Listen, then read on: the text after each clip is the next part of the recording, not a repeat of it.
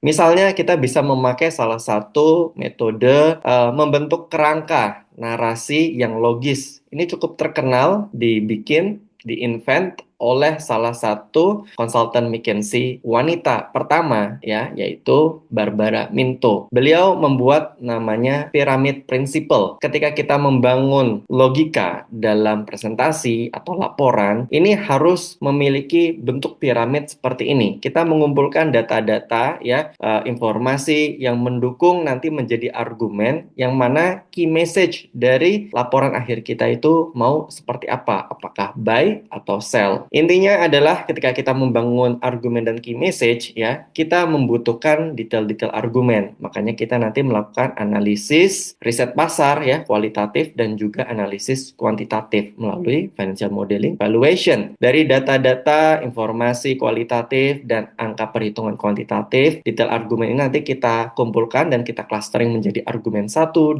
dan 3. Kemudian nanti key message-nya apa. Nanti saat presentasi di dalam laporan maupun presentasi akhir, misalnya kalian sebagai konsultan presentasi ke depan stakeholders atau investor, kalian dibalik nanti cara presentasinya. Mulai dari key message-nya dulu apa, kemudian argumen 1, 2, 3 yang mendukung key message ini apa, baru nanti kalian jelaskan detail argumen 1, 2 untuk key message argumen 1, argumen 2, dan seterusnya.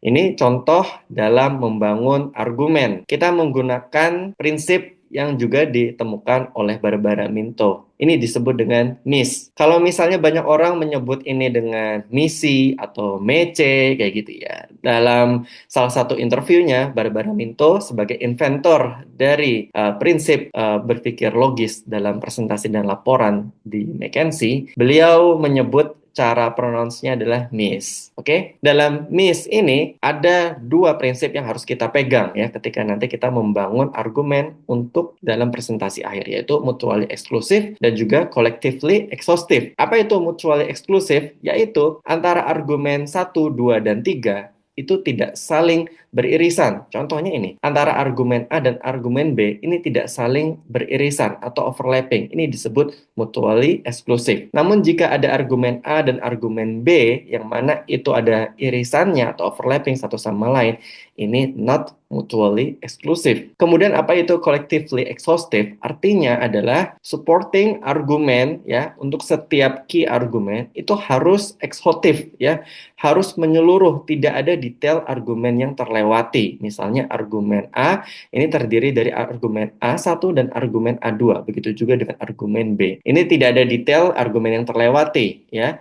Namun jika ada yang terlewati seperti yang dicontoh gambar kanan bawah ini contoh ada yang not collectively exhaustive. Nah, ini kita bisa juga memakai logical tree saat membangun piramid principle Barbara Minto tadi. Let's say kita tadi mengumpulkan, kita mau nanti key message-nya apa? Misalnya rekomendasi saham X itu buy ya. Ini kalau misalnya dipakai dengan prinsip MIS tadi, ini dua argumen yang tidak saling overlapping. Contohnya adalah dari sisi eksternal, yaitu tren naik dan harganya murah, dan dari sisi internal yaitu performance perusahaan, yaitu laba konsisten naik. Nah, ketika membangun piramid principle, kalian bisa mengumpulkan data-data kualitatif dan kuantitatifnya itu dari paling kanan dulu. Misalnya kalian nanti menemukan berbagai macam informasi dari third party reports atau dari financial analysis kalian atau dari valuation kalian. Ternyata misalnya adanya informasi naiknya purchase power, barrier entry pasarnya tinggi sehingga mengurangi adanya kompetitor baru. Kemudian ternyata perusahaan ini memiliki top brand pasar yang premium dan dia adalah top players di bidang ini. Kemudian